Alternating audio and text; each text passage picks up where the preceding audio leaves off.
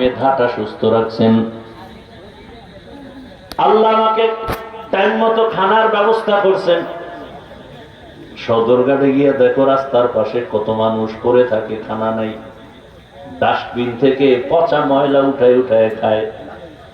এই বানায় বলতেছি, অথচ বাংলাদেশে এত ধনী ধনী মানুষ এরকম।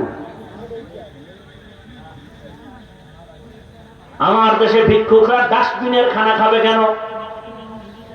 আমার দেশে গরিব অসহায়রা কেন সদরঘাট গুলিস্তানের রাস্তার মাঝখানে আইল্যান্ডের উপরে থাকবে কেন? অনাহারে ভুগবে কেন? বস্ত্রহীন হবে কেন? খবর নাই। আর উনি তো চিন্তাই করে না, বরং নিজে যেই কাজের লোকের দ্বারা এত ফায়দা পায় সেই কাজের লোকের বেতনটাও মেরে দেয়, টাইম মতো দেয় না। আর এই বড় লোক হয়ে লাভ কি? অন্যের টাকা নিজের হাতে নিয়ে বাহাদুরি করে লাভ কি? টাকার মালিক তো তুমি না। এই জন্য এই দিয়ে যা করেনি থাকেও না। তুফানের মতো আয়, তুফানের মতো যায়।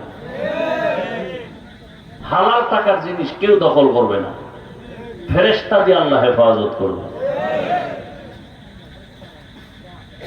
ওয়ামা খালাকতুল জিন্না ওয়াল ইনসা ইল্লা লিয়াবুদুন। মানুষ আর জিনকে আল্লাহ বানাইছেন ইবাদতের জন্য। ইবাদত মানে মারিফত অর্জন করো। কথা আল্লাহ ডাইরেক্ট যদি বলতেন ওয়ামা খালাকতুল জিন্না ওয়াল ইনসা ইল্লা লিয়ারিফুন, মারিফতের জন্য, ইবাদতের জন্য ঘুরে বললেন কেন? এটাই তো